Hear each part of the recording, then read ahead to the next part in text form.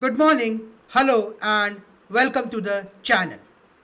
Whether you are a student exploring the world of audits and compliance, or a technology professional working to secure your system, or an expert trying to navigate complex risk landscape, or part of the management team aiming to build trust and resilience, this video is for you. Today, we will be diving into topics that's critical yet often misunderstood: service organizations control, or SOC. SOC. From SOC 1 to SOC 2, from financial assurance to cybersecurity accountability, SOC reports are not just checkboxes. They are blueprint for trust, transparency, and operational excellence. But here's the twist: implementing SOC doesn't have to be overwhelming. In this video, I'll break down the foundation of SOC, what it is, why it matters, and the type of reports available.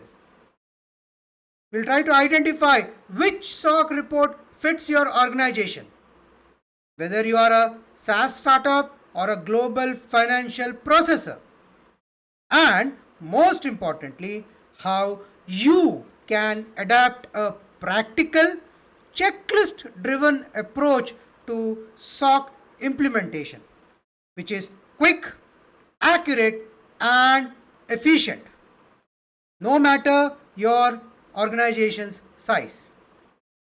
You will learn how to go from confusion to clarity, and from compliance intent to confident execution. We'll be using structured templates, proven frameworks, and use real world insights. So stay with me as we demystify the world of SOC step by step, control by control, turning theory into action and regulations into results. Don't forget to like, subscribe, and hit the bell icon, because in this channel we are not just talking about compliance, we are making it work for you. Namaskaram. This is your host Savit Vittal Salian. Let's get started. Service Organization Control, SOC. This is part 2. In part 1, we covered the topics shown in the screen. Part 2 would be heavily focused on specific checklist, which should help you build your plan for managing SOC. Let's start with a checklist for security and privacy for service providers. From the initial preparation and planning perspective, the first thing is for SOC 2 is about non-financial controls related to customer data. We looked at the financial aspect in SOC 1. In SOC 2, it is non-financial control. Basically, it's focused on security, availability, confidentiality, processing integrity, and privacy. It's about security and privacy criteria. Now, this itself gives you a very long list of checks that you would like to do. Now, the tip to manage it efficiently is break this into pieces, like security is one topic, availability, confidentiality, processing integrity. All of these would be subtopics. Now, when you look at security, do not reinvent the wheel. Look at your current security policies, procedures, directions. That is what you can reuse here completely. If you are already having some form of a compliance or framework for security, it should fit exactly for SOC also. Hence, need not reinvent. Of course, look at your SOC 2 list and then check out the requirements and map it out. But if you already have a security policy or a framework in place, it should easily be used or reused for SOC 2. Similarly, if you have a policy or a framework for privacy, if you have GDPR example been implemented, that can be used fully for SOC 2. So the idea that I want to share here is reinventing is not required. You can reuse it. The first is using what you have in the space. It's recommended to have a specialist who would lead this space. Again, either an external consultant or an auditor audit the space and then get out all the open items or the gaps. Then select an independent CPA firm certified to perform SOC 2. Look at the credentials. Don't go by what they say. Look at the credentials. Check out, have they done a SOC 2 for an organization at least equal to the size that you are or bigger. Because only then they can match the levels that you would like to have. You don't want a situation where you are having an auditor doing a pre-assessment who is not yet seen an organization like yours. So try to get an auditor who has done this earlier for similar businesses from a scale perspective at least equal to your size. Recommended to get it for those managed bigger organizations. Next is documenting the systems. Now documentation is part of any good organization's process.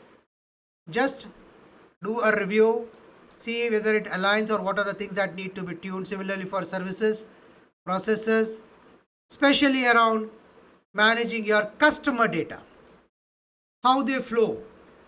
First of all, how they enter into your system, where are they hosted, how they move, the full life cycle. On life cycle of a customer, you can look at my video on GDPR and also on data management. There are inputs from there which can be used here. Those best practices can be implemented. So I recommend you look at my few videos on the EU AI regulations you have for GDPR.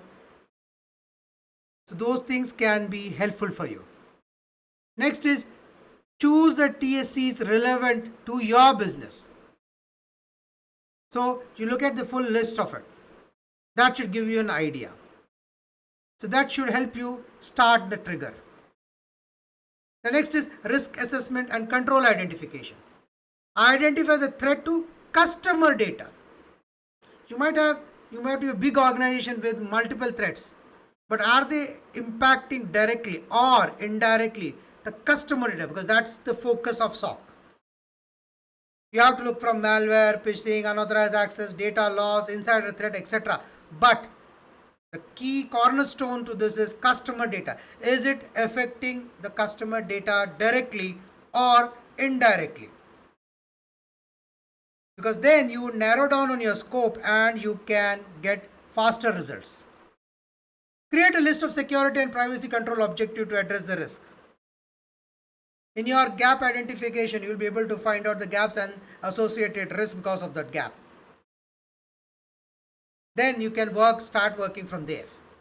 Document the current technical and organization control that meets these objectives.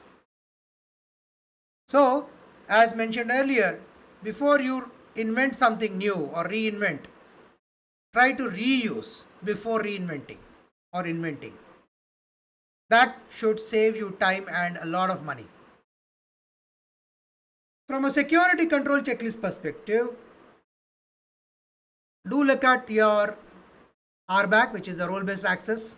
What is the mechanism? Bring in your domain expertise on identity and access management from that team or the person or the people or group which manages your identity and access manager. Pull them into this. They'll be able to articulate, inform you, show you how things are in this space. Use their expertise to identify how the MFA, how the least privilege principle works when it comes to your data. Do remember the initial one which we discussed, what is in scope? Which part of the business is in scope? Are you in scope in the first place? If it is, then that scope is what the conversation should be when you're talking to your identity and access management. Do not try to boil the ocean, you will not win. Stick to the scope and then bring in all these SMEs with a very clear direction. Do make it a point before you go full out. Let them know your scope and only your scope. They can stick to that area, it will save their time and yours. Look at the firewalls, the IDS, the IPS, the VPN endpoints, the patch management process. In this would require teams from your information security space, your firewall management team, your vulnerability management team. These are the teams that you need to pull in. Show them your scope. Do note, if your scope is not clear and if you are not defined it at the start, what you end up doing is wasting a lot of these SMEs' time. They would not know which one and they will go for the whole organization. That's not going to help you. It's just going to waste a lot of time. They might invest 90% of time on a scope which is not part of SOC's list. So be very protective, take enough time to get the scope cleared out, which starts off with what business qualifies for SOC in the first place. Once that is clear, then it should be a straight path. Talk to your encryption team. Check out the list. Secure key management, disk encryption. These are the checks that you would need to review. Ask a question. How do you do encryption? How do you know it is working? What are your checks and balances? What are your controls? How do you know if the controls are breached for those services which comes under the scope, of course? Look at the badge access, security cameras, visitor log, restricted areas in data centers. Now again, it is based on data center might be few or many in your organization, but are all of those having customer related data which is part of the SOC? Or you might have 10 and there is only one data center which has this customer data stored in or managed out through. Then you don't need to boil the other 9. Just focus on that one DC. So badge access, security cameras of those DCs, visitor logs of those DCs.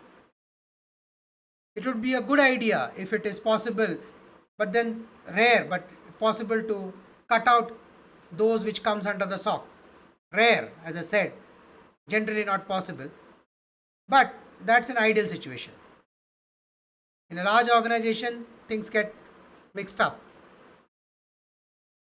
Hence, theoretically, you should be able to cull out those assets and infra required to be SOC compliant. Change management process. Bring in the change management specialist who can advise how processes work. Is there any special process for those assets which are requiring compliances under SOC? Generally, the process would be straightforward, would be one big brush for all the processes. Having said that, what's important in change management from a SOC perspective is how are the approvers managed? Are they the right people? Are they the right approvers? Or is it free for all? Look at the documentation, look at the categories of approvers. For those which are customer facing or customer related, are there any special controls that are put in place? Have a look into that. Look at your sign for alerts, suspicious behavior, log review processes. How do you manage log review, example, for those assets and services which require SOC compliance? Are they separate? Is there a process in place? How do you know it is working? From an incident response perspective, what's your incident management process? What is the breach notification process? Is there a process in place? And if it is there something which is different, unique or specific for SOC? Generally it won't be. Having said that, you might have something which could be different for SOC. You do not have to be different. If your general process covers enough, all the aspects of it should be good. But the onus is on you to prove that there are controls and there are no breakpoints in an incident response when it comes to those assets which require SOC compliance. Vendor management, we discussed already this in detail. Your vendor need to be SOC compliant. They should be able to demonstrate that their processes and controls are in place, which helps you to demonstrate that all is SOC compliant. From a backup and recovery perspective, ask for the backup and recovery process. Look at the disaster recovery. How are they managing those assets requiring SOC compliance? Again, the moment you ask, you'll get a pushback, whether incident management team, problem management team, change management team, ID and access management team. They will ask for only one thing: what's in scope? Show me the list of applications, the business applications, the assets, whether it is network asset, data center, database, storage. Show me that list so that I can tell you whether you are in compliance and how they are in compliance. And of course, the last, staff training. How are the staff trained to differentiate between a SOC asset and others? What is that they do differently? Are they aware in the first place? So that's your security controls. Take this as a base reference and you can build in this table can be a 50 liner or 100 liners if you bring in all the SMEs together. But this is a cue that you can use as a base reference. From a privacy control checklist perspective, are the privacy policies published and shared with users? Are there explicit consent captured for data processing? Minimize your PII collected. Collect only what's necessary. Define what is necessary. That definition should be in line with what the SOC expects you to. Thumb rule is go for the minimum. Just enough so that you can run your business. You need to have a documentation how those information of customers are used. What is the retention schedule? What is the deletion process? This is something that you will have to prove that you have in the first place. This is the first set of documents which any SOC audit would be reviewing. That's your design. Check out how accesses are managed, how deletion requests are managed. What is your request management system? How does a request management system process assets and requests when it comes to SOC infrastructure? Do you have a separate, or if it's the same, then how do you ensure the controls are enough that the chances of a breach is nil or near nil? Demonstrate the contract with vendors clearly defines allowed use of personal data. How are you doing it? Is there a document which can show that? You need a DPO or a privacy lead. You need a breach notification process. You need to ensure that privacy checks are in the product and process development cycle. I would highly recommend look at my GDPR module videos. That should give you a much more refined and defined list of actions. It would trigger a lot of thoughts around this, and it should help you build a very robust checklist in this privacy space. From a documentation and readiness assessment perspective, develop a policy for security, access control, privacy, encryption, backup, and incident response. You need a documentation. Without a documentation, there is no process in place. That's how the interpretation would be. So, while you list on all the checklist, the left-hand side would be the activities or the area. On the right-hand side, there should be, is there a document for this, which defines this in the first place? You'll be surprised there will be many where you'll say, I don't know, or not applicable. But what you should be as a good manager should be looking at is, if it is I don't know, it is like not there. Maybe indicates it's not there. If they say if there is a yes, it is available. Is it current? It's your duty to do and review. Is it relevant? Is it defined well enough so that you are in compliance for SOC? That's what you should be looking at. Include detailed steps for staffs to follow during provisioning, data handling, deletion, etc. This is your standard operating process, a SOP, or activities or action listed. Perform an internal third party readiness review to identify gaps. This is your audit or pre audit. We discussed this earlier. Fix your gaps if there are any, improve your documentation, and close any privacy loopholes. For privacy, you would need a privacy specialist to come in and to review it, because there would be many detailed items that need to be reviewed. So bring in your privacy expert. That would cut down your time. Now come into what type of SOC is right.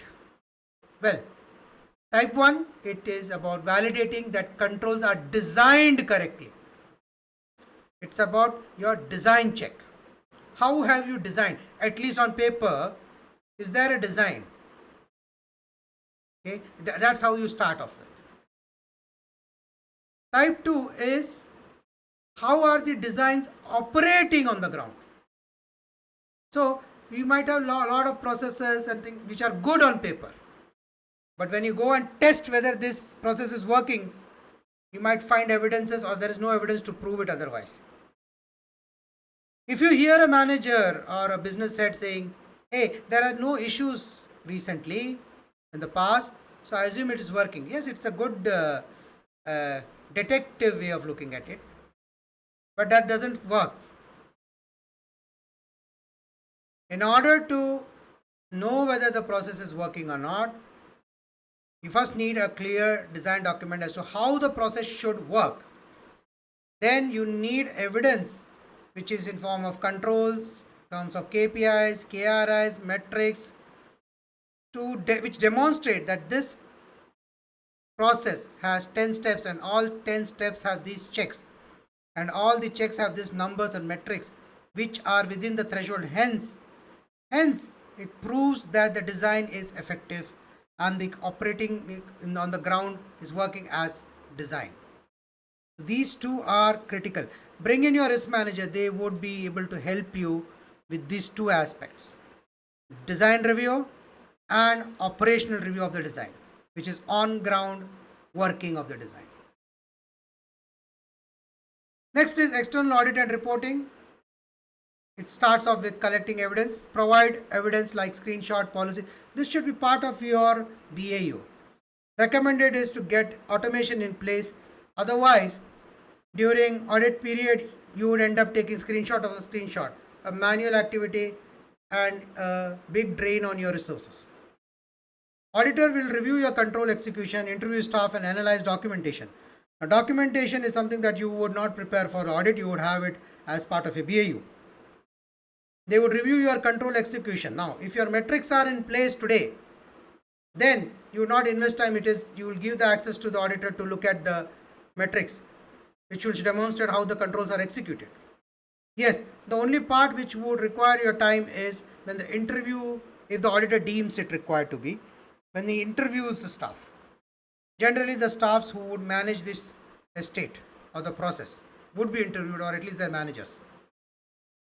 Next, audit finding. If there are any exception or weakness are identified, we need to ensure that it's documented, which an auditor would do. But the work starts after. Once the auditor has provided a documentation or the audit finding, it's the action that has to be taken. The audit report would have opinions, description, test results, detailing what worked, what has not worked. Now, there is a responsibility on the organization to share the audit finding with your stakeholders, customers. It's not for the public. SOC 2 is confidential, but that is something which you would share with your stakeholders, internal and your customers. Basically, to demonstrate to the customer that you have performed an assessment, an independent assessment, and these are the results which shows you are in compliance. Or if there is a non-compliance, you are still transparent and honest about it. This exercise is to build the confidence in you. The customer would trust you more once you are transparent with your findings. And then if there are gaps, you would have to demonstrate how you are fixing, not just to the auditor, but also to your stakeholders, saying that, hey, there was these two findings or three findings, required these actions, we have taken it and now we have closed it. That's good indication, good governance and good confidence building. Next is post audit compliance and continuous monitoring. Address any exceptions or the area marked for improvement, which you will do as part of the process. Use tools to track the control. Have we discussed this? Having automation in place helps you manage this. Otherwise, it's a manual activity and you tend to lose out when an organization is huge and you have multiple items to track. Do note, this is not the only piece of work that you would have in your plate. Then plan out for the next audit. So if you have cleared off your audit, if it is all green, then you might have it in 12 months time, at least once in a year. If not, you would have it earlier. But if you are a multi-point organization, presence across the globe, multiple countries, this frequency would be much, much lower. Mature your programs. You have other framework which complements it. Use that to enhance. Do note, all the frameworks are complementary in nature. You have a best practice in one framework, it helps in your next. It helps in multiple other ways.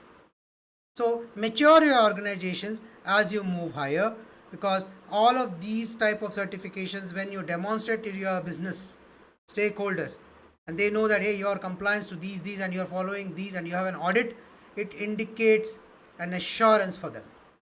Can be trusted. That's how a stakeholder looks at you. In summary, steps: choose relevant trust service criteria, define services and systems in scope, perform risk and control gap assessment, then implement access, encryption, monitoring and privacy controls, develop policies and procedure documents, conduct readiness assessment and fix your gaps, engage auditors and choose the type 1 or 2, collect evidence and go through the audit, then distribute the reports and start continuous monitoring. These steps should help you plan your strategy and should help you get to your desired goals. Let's look at a checklist sector wise for SOC 1. The SOC 1 checklist for banking and financial service sector. This SOC 1 in the banking domain focuses on controls that impact financial transactions, reporting, compliance, and third-party service deliveries. Example, loan servicing, payment processing, etc. From a control area perspective, let's look at the loan processing system. In this, it's about ensuring controls over accuracy and completeness of loan disbursement, interest calculation, and repayment postings. Those are the activities and the checks that need to be put up. The next is reconciliation processes, which is how are you reconciling? Is it daily, monthly, of general ledger account and sub ledgers? What are the controls that you have in place on this? On third party core banking services, control over SLAs. Do remember, it is controls over SLAs, controls over failover capabilities, control over audit logs, change management from vendors like Fix, TCS, banks, etc., or the local vendors that you would have. What are the controls that you have on these? From an account management perspective, it's about segregation of duties for account opening, closure, maker, checker.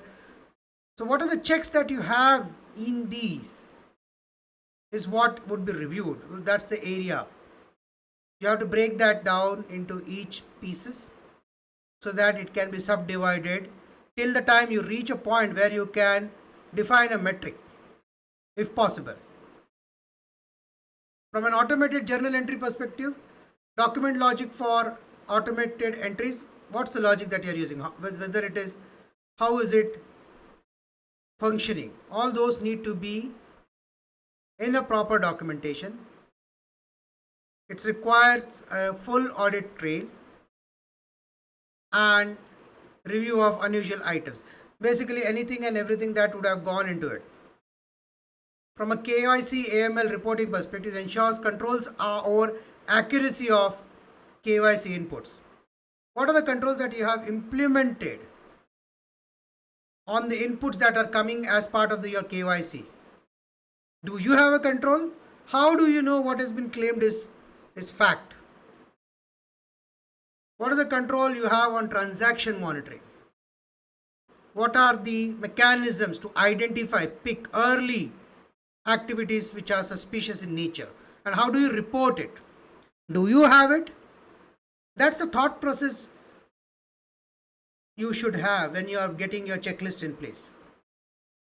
From an access management perspective, what are the role-based access to your system? Do you have a defined role-based access?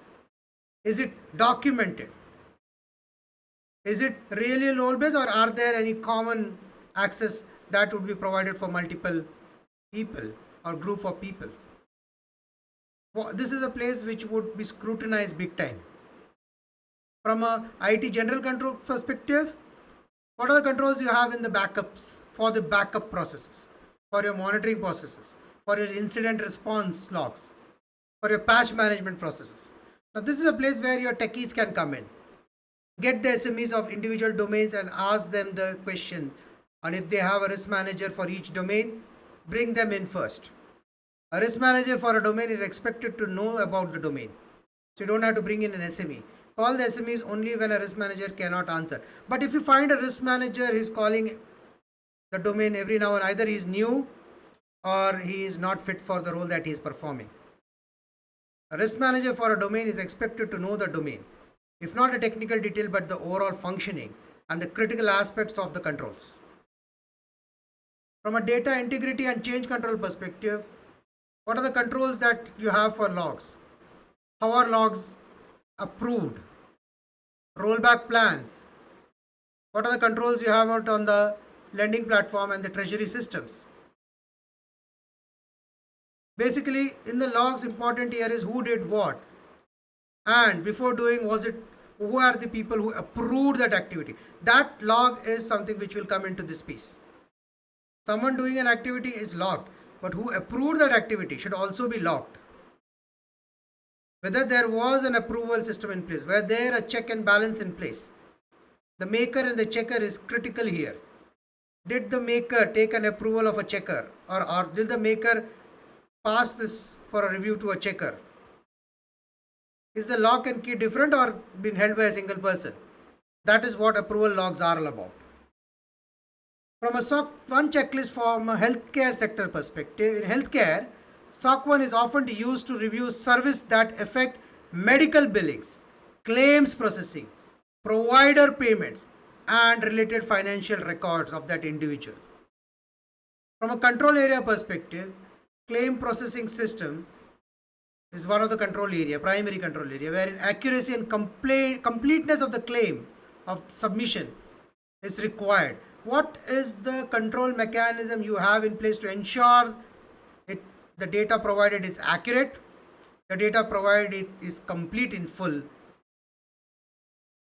How do you identify if there are any duplicate entries or a case of overbilling? How do you ensure that? What is the mechanism you have today in place? From a revenue cycle management perspective, do you have a control over patient intake, their coding, their billing, their collection? You need to have that checklist in place. From a third party clearinghouse perspective, ensure the data transmission logs, integrity checks, audit trail exist in the EID transmission. From a EHR, which is the electronic health record billing integration perspective, ensure control exists for mapping patient service to financial systems. How do you know it exists? How do you know it is accurate? How do you know that there are no errors or there is no misuse? What's the control you have in place in these areas? From a provider reimbursement perspective, how do you validate that reimbursement calculations are accurate and timely? Again, a maker and a checker. How do you verify? Is it manual? Is it auto? What is the mechanism that you? How do you know that it's working? What's the checks that you have in place? From an access control perspective, what are the controls you have in place to ensure there are strong authentication? There are limited access to the billing platform. That there are audit logs and the logs are recorded there. Who has access? Who can manipulate it? Can it be manipulated in the first place? That's the control that need to be checked here. From a system interface perspective, reconciliation between the electronic health record and the ERP system to prevent revenue leakages. Is there a reconciliation? Who is doing it? Who is making it? Who is checking it? What are the control in place to identify if there is an error seepage into this? Again, from an audit login perspective, are claims monitored? How are you ensuring that the write-offs and the adjustments are tracked, recorded, and audited if required to? Do you have enough trails with us, enough logs in place? From an IT control perspective, how are the backup restores for building databases? Again, this is a repeat aspect. Some or many of the control areas would be similar because the process will be similar for common processes. Example, the incident, problem, change, encryption, database, storage. All of these would be common criteria across any sector that you take in.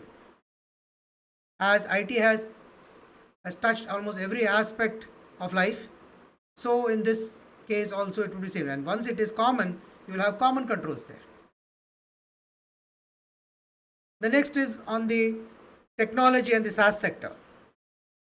Tech companies use SOC 1 when they offer B2B platform that affects clients' accounting, invoicing, or financial reporting.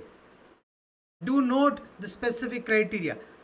For technology and SaaS sector, it is only when it affects clients' accounting, invoicing, or financial reporting, not otherwise. From a control area perspective, in the billing, what is the control over the pricing logic, the billing cycle, invoice generation, customer credits, etc.? Do we have a control? Do we have checks and balances here? What are the checks and balances? How do you know the checks are being conducted? How do you know it's working? How do you know it will report when there is exception? From a subscription management perspective, how are revenue recognized? Refund tracked? What are the logic that they are using? From a payroll processing service perspective, are timely and accurate payroll calculation done? How are tax managed? Whether it is withholding or releasing? How are the pays distributed? From an expense management app perspective, how are receipts, policy adherence, GL posting accuracies are validated? Do you have it? Is there a check to manage this? Can it be done if not? From an account payable receivable system perspective, what are the controls for vendor payments? How do you ensure duplicate invoices are prevented? How are write-offs tracked and accounted for? From an APIs and integration perspective, how are financial data exchanged with client's ERP system? How are they validated, logged, reconciled? Do you have a control there? If not, can it be? What's required? From a customer data access perspective, are there segregation of duties? Are there system roles? Are there audit trails? Or is it a case that one man army doing multiple things together? Same person makes the entry, same person validates, same person approves. Possible. Do not assume. Even in a large organization, sometime after working for long, you share the password and one person, maybe with multiple IDs, able to do all these activities. Is that the case? How do you know it is not? What are the checks and balances you have in place to ensure this is not happening by design? From an automated journal entry perspective, how are accuracy of system generated entries recorded, tracked, reviewed? Can it be overread? Are there exceptions? How are exceptions logged? How do you know that exception logs are not tampered with? Is there a control in place? From a change control and DevOps perspective, how are workflows managed? How are codes changed or managed for those workflows? How are testings done? Are there testings done? What are the part of the testing? What's the objective? What's the expectation? And how are they tracked against the objective? What are the rollback plans for production, for deployment, for test?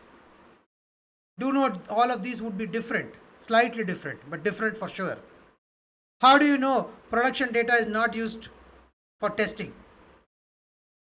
How do you ensure your customer personal data is not used for testing? Because then it would be a breach. From a monitoring and uptime perspective, monitoring of financial service uptime, failover control, client communication log, how are they tracked? How are you checking it? How are you ensuring the uptime is in line with the SLA that is committed? How are the controls checked for failover, for testing? So that's for technology and SaaS sector. Now, there are common elements across sectors. We discussed this as we discussed individual topics, but let's do a summary. From a change management perspective, documented policies, process, testing, approval of change, all of these would be common and these need to be reviewed. Now, do note, you would have done a change management audit. Now, that's a good place to start with because those audit inputs can be used in your SOC compliance, can be party to it, can be shared with an auditor to show them that you have a robust change management process and here is the evidence of the audit and its report which demonstrate we do have. From a logical access perspective, you don't have a separate one for each sector. You would have one single if you are into multiple domains. What is the policy on MFA, RBAC, access reviews, termination, etc.? What's your general plan? What's your policy? How it is implemented? How do you ensure that it is controlled? Similar for backup and recovery, similar for documentation, similar for testing and monitoring. Especially on testing and monitoring, what is the evidence that you tested? How it started, how it ended, what was the objective, what are the each checkpoints that was completed successfully, which are the failure points? What were the anomalies that were detected during your testing? Were there any? How were those exceptions handled? The gaps which was identified, what is the status of those gaps? How are you fixing it? Is there a plan in place? And last, the audit evidence. Are there logs? Do note, the auditor would trust you, but he needs to verify. Trust is your document which says this is a process, this is a policy, this is the plan, this is how we'll go about doing it. But that is your design. But is the design working? The auditor would need evidence. So, auditor would trust you, but he needs to verify. And for verifying, he would need logs, screenshots, reports, audit trails, numbers wherever possible. So, that's the overall checklist for these three spaces that we discussed. We looked at SOC 1, now let's look at SOC 2 checklist by sector, specifically from security and privacy perspective. For banking and financials, SOC 2 in banking focuses on securing customers' financial data, securing, preventing unauthorized access, and complying with regulations like GLBA, FFIEC, and Basel standards. Do note, this area you would need your IT guys to jump in. In SOC 1, you needed your business guy, your finance guy, and IT. But in this case, the game is with your technology guys. You need to bring in your SMEs into this. So from a security controls perspective, you have the first is access control. In access control, you should look at what is the controls that you have for role-based access, MFA. How do you ensure least privileges for critical assets like core banking, internet banking, loan origination system, etc. What's your policy? What's your process? What is your procedure? What are your controls, sub controls? How do you ensure that thresholds and key metrics are reported? Do you have it? The second part is classification of financial data, like the account number, the PII information, and your encryption at rest as well as in transit. Do note, these are places where you would need your security guys to jump in. You would need your access control team to jump in. For the first one, it's definitely access control team. For the second one, you would have your security managing encryptions.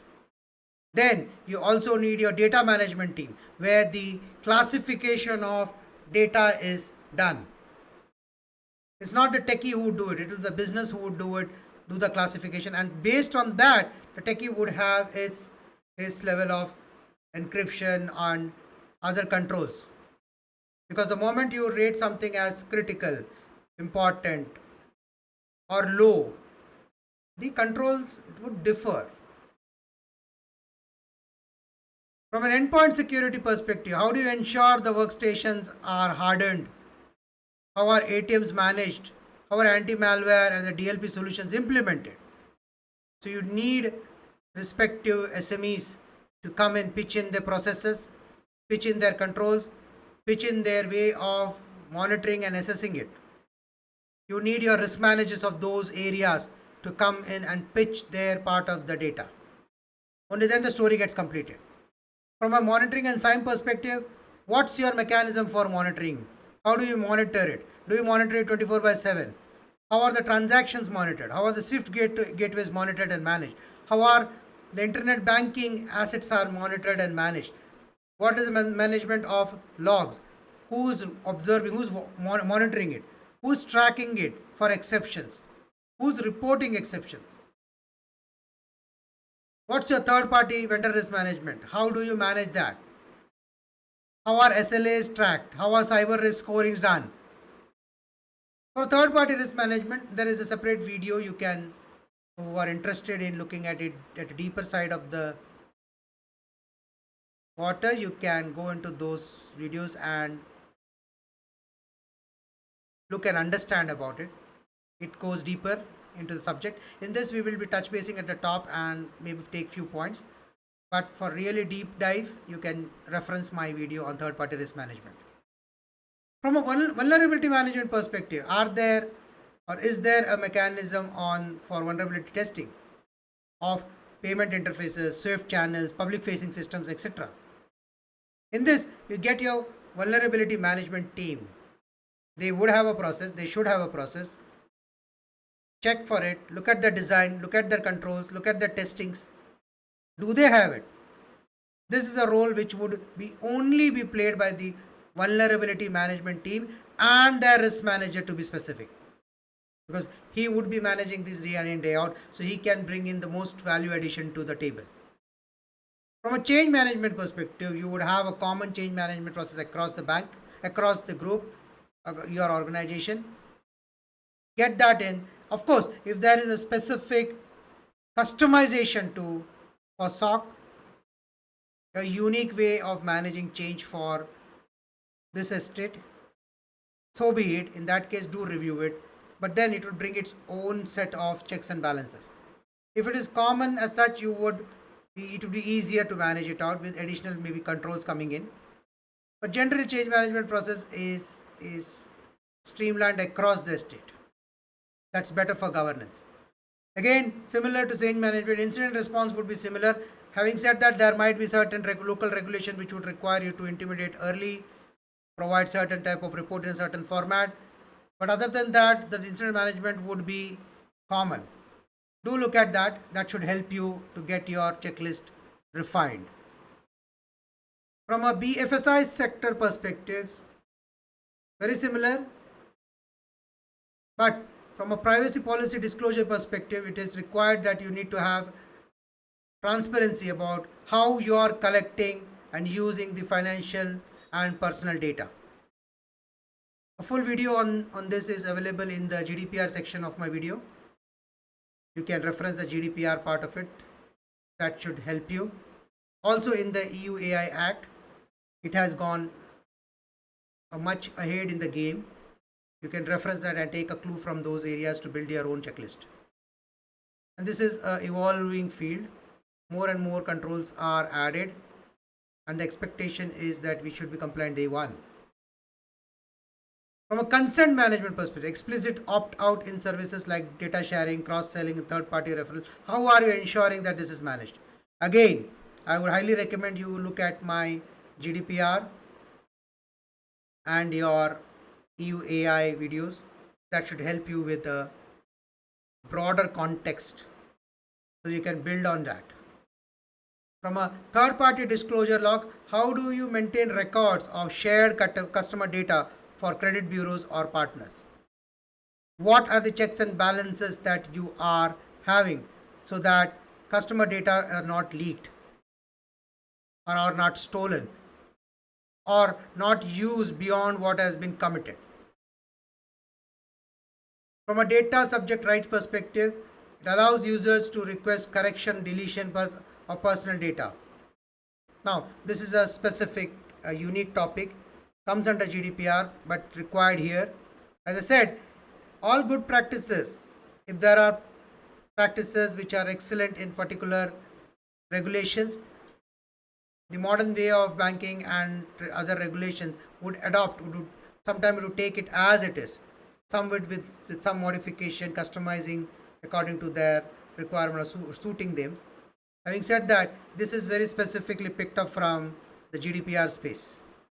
Do look at the GDPR aspect, that should help you.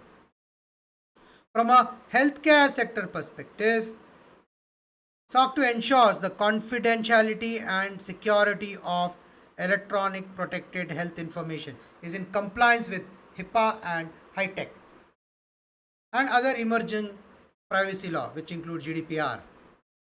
In this, the control areas have EHR system protection, which is about access controlling and audit logs on the platform, hosting the EHR. Do you have it? This would require your access management team to jump in on what process and policy they have. Second is common. It is about identity and access management team. You have to bring them in for user access and authentication, how that control area is managed, documented, designed. Data storage would be similar to the other areas. How are storage managed in terms of encryption? How are they transferred? How are they managed? How are they encrypted at rest, and how are they managed during transit? Both are required. From a mobile and remote access perspective, what is the mechanism of VPNs, MDM policies? What is your design? How are they implemented? How are the controls designed? How are you tracking that the controls are working? So that's from mobile and remote access perspective. From a specific medical device perspective, how are you ensuring isolation of medical device separate from network? How are you ensuring patches are applied? Do note, a medical device which is connected to a common network is susceptible to hacking, to misuse, can cause some serious harm to individuals, or can be taken offline if hacked, depriving the well-being of the patient. So this is one sensitive area which requires your cybersecurity team, your identity access management team, your information technology experts on how the whole design has been put up, right from the network design to storage design to access. The full gambit of IT systems would be required to be looked at. From logging perspective, how are systems tracking user level access to patient files, monitoring of unauthorized access, and so on? From a security incident handling perspective, how do you define steps to report and respond to data breaches involving EPHI? How do you respond when you find there is a breach? How do you know there is a breach? What proactive measures do you have? Do you have a proactive measure? Second, if you identify a breach, what are the steps? What is the process that you follow to notify regulators as well as the patient? Do you have it? How do you know it has been done the way it is? What's your mechanism to identify? From a vendor oversight perspective, what is the oversight you have on your pharmacy network, insurance portal, health app partners, and so on? Do you have a control in place? So that's your health sector checklist. In addition, from privacy control perspective, are there clear information for patient about data handling? How are you aligning with HIPAA? Do you have it in place? Do you have a mechanism in place for opt-ins for treatment, billing, research, or marketing purpose? Is that an explicit permission that you're seeking from your patients, or is it an implicit? Because the patient would not know otherwise if it is implicit. If it is explicit, he knows what he is asking for. Collect only necessary details that is required. Sodomize wherever possible so that it can't be misused. What is your retention policy? Do you have a policy in place for retention? What are the timelines that you have defined? What are the guidelines that you follow? What is the basis of those guidelines?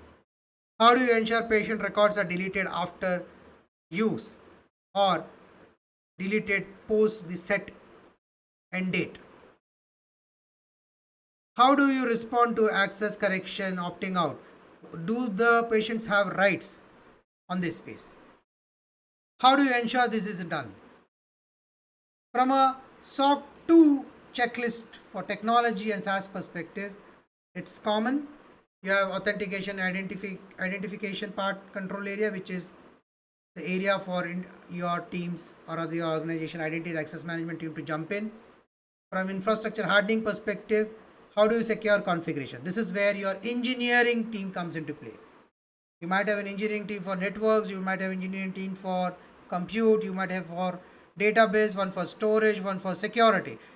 The hardening aspect of it comes from your engineering guidelines. The implementation comes from operations. So, what is the engineering guidelines and how does the operation ensure it is in compliance? So, this is what will be checked in this. From a monitoring and alerting perspective, what are the data tools that you are using? How do you ensure anomalies are detected? How do you ensure the systems are healthy? From an API security perspective, do you have token validation? How do you ensure rate limiting, input sanitization, API gateway logging, and so on? The incident and the third party management is very similar, and similarly the change management. All are similar to the earlier process that we discussed. From a secure SDLC perspective, what are your threat modeling mechanism, code review mechanism, dependency scanning process? Do you have it? How do you know there is a breach or there is a deviation? From a privacy control perspective, transparent privacy notice explaining how user data is used, stored, and shared. Do you share it? How do you get a consent? How do you ensure minimization? How do you ensure the subject rights are managed? How do you ensure retention and disposal? From a shared best practices for all sector, encryption that's shared. It's mandatory for data at rest and in transit. What is that you use? From monitoring, it's log, alerts, threat detection, and should be enabled across critical system, irrespective of our system. From a documentation, across, training, across, continuous improvement, across. So these processes are generally in place, and any domain can or any regulations or law can ride on these.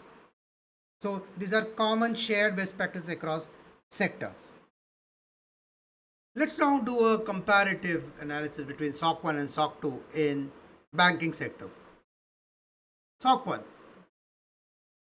purpose is to evaluate internal controls relevant to financial reporting, whereas SOC 2 is about access control related to security, availability, confidentiality, and privacy.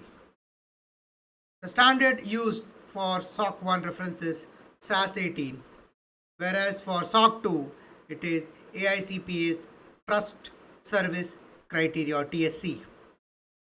The focus area for SOC 1 is controls affecting the accuracy, completeness, and timing of financial data. Whereas the focus area for SOC 2 is controls for data security, privacy, availability, and processing integrity. The primary use of SOC 1 is external auditors, CFOs, financial controllers, and regulators. From a SOC 2 perspective, the primary users are clients, risk officers, security teams, and compliance officers. SOC 1 examples are core banking systems impacting GL, loan originating and processing, reconciliation, and settlements. Whereas for SOC 2, it is internet and mobile banking platforms, customer identity verification, data centers, APIs, and SWIFT systems. Examples. SOC 1 has two. One is type 1, which is about design effectiveness, and type 2, which is design and operational effectiveness. This is one place where there is common between type 1 and type 2. Both have similar scope or reporting. SOC 1, the applicable regulations would be SOX and FFIEC and RBI audit guidelines and similar country specific guidelines.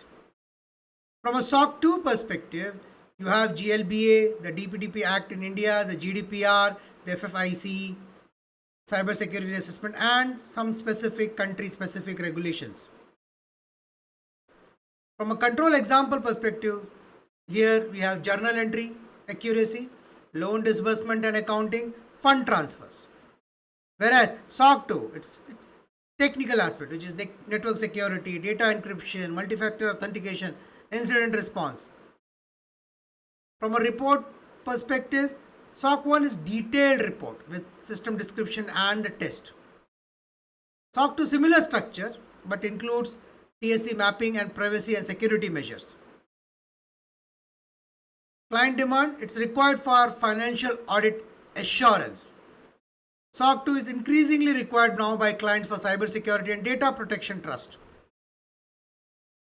Confidentiality, it's shared as under an NDA, very similar to SOC 2, but SOC 3 is public version. Third party impact, it focuses on how service provider affects clients' financial processes.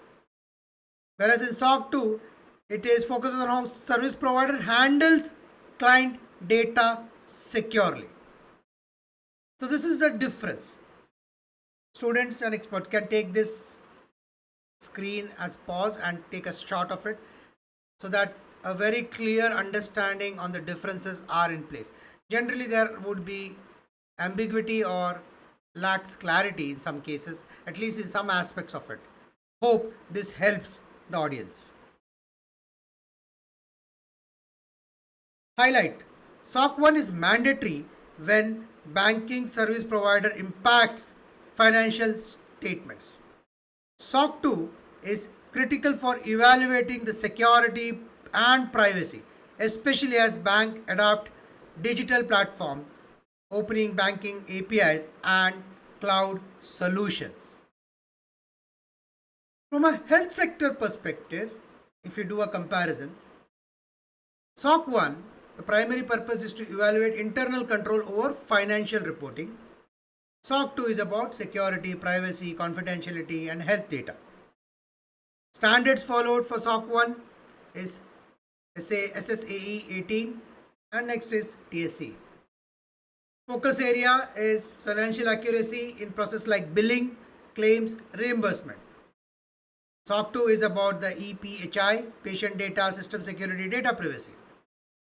Stakeholders are finance, audit, reimbursement department, regulators, etc. Whereas SOC 2 is about risk, compliance, IT team, security team, legal team, and healthcare providers.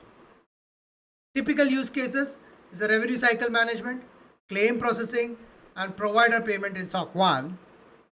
And SOC 2, it is about the electronic health records, patient portals, health information exchange, telehealth apps, etc. In report type, Type 1 is design only, very similar, and type 2 is design and operating. And this is one place where it is common. Example of controls tested is claim submission and accuracy, GL reconciliation, billing rules engine. For SOC 2, it is about the MFA, RBAC, encryption, audit logs, incident response, etc. Applicable regulation, internal audit, Medicare, Medicaid audits, insurance audit, etc. SOC 2, it has a wide range of HIPAA, high-tech, GDPR, DPDP, or state-specific privacy laws.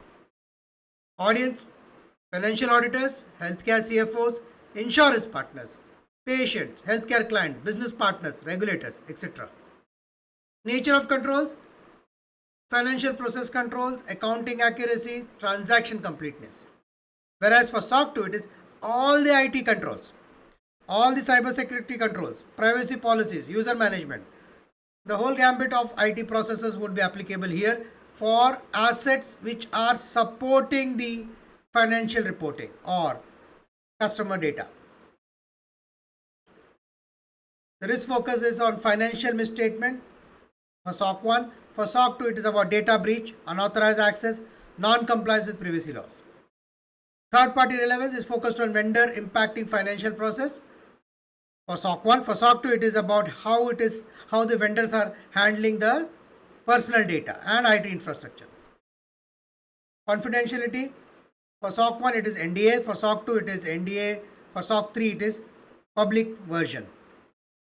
In summary, SOC 1 is best suited for vendors who manage financial operations such as billing services, RCM, or claim processing system. Whereas SOC 2 is essential for vendors handling protected health information such as EHR providers, telemedicine platforms, or data analytics firms in healthcare. Now, let's compare SOC 1 and SOC 2 in technology domain. The primary purpose is evaluate the controls that impact the client financial, and second is security and privacy for SOC 2, which is very similar, identical to what we discussed earlier. Standards are very similar. Focus area are similar. Target audience are client auditors, CFOs, accounting department. Similarly, SOC 2 is all about technical. Typical use cases. In SOC 1, it is SaaS platform affecting revenue recognition. FinTech apps impacting customer GL, or payroll or HR platform posting journal entries. Whereas in SOC 2, it's about the cloud hosting provider, whether it is IaaS, PaaS, or SaaS. It's about API platform, it's about data analytics provider or DevOps tools. Reports are similar, type 1, type 2 in both the cases. Whereas in key controls that are evaluated is transaction processing, journal entry logic, financial interface integrity. Whereas in SOC 2, it's the technical, the total ITSM processes, which is access management, encryption, lifecycle, logging, monitoring, and so on. Of course, relevant to the scope. Regulatory, we have SOX for public companies listed clients. Second is IFRS or GAAP implication. Whereas for SOC 2, GDPR, CCPA, and all the ones which are common, which we discussed already. The control objective perspective, it is for SOC 1, it is to ensure accurate billing, prevent duplicate financial entries, and interface reconciliation. For SOC 2, unauthorized access, protect customer data, respond to incident effectively. From a system description focus perspective, it is about how service process or impact customer financial data. From a SOC 2 perspective, how system manage and protect customer data and operations. So first one is process, second one is manage. That's the difference. Third party risk focused on vendor who impacts the reporting, very similar to the earlier one. And of course, SOC 2 is about how processing is done by the third party vendor. Client expectation is required for system integrated with customer finances. For SOC 2, it is expected the system handling the PIA and IIP or confidential customer data. Confidentiality of a report very similar to what we discussed earlier. In summary, SOC 1 is idle when your tech product impacts a client's accounting. Your tech product impacts a client's accounting, such as automating invoices, journal entries, payrolls, or transaction. If it impacts, that's where SOC 1 comes in. For SOC 2 is essential when your product stores, transmits, or processes client data, especially for B2B, SaaS, IaaS, or platform companies. With this, we have reached the end of part 2. In part 2, we dug deeper through checklist, understand the requirements via checklist method. Do note what I have presented is a trigger point. You need to build based on your organization. Yes, if all that has been put up is useful for you and that's good enough, best wishes. But in case you are a large organization, I would highly recommend you bring in your SMEs from your domain within your organization who can customize it and build a more refined checklist. Do share your comments, or if you think there are things that you want me to add on to, and we can review it and I can bring up a newer cut for this video. With this, I would like to pause here for part 2. I would like to again thank you for the time that you have invested till now. I'll catch up with you in part 3 of the series. This is your host, Savit Vittal Salian. Namaskaram.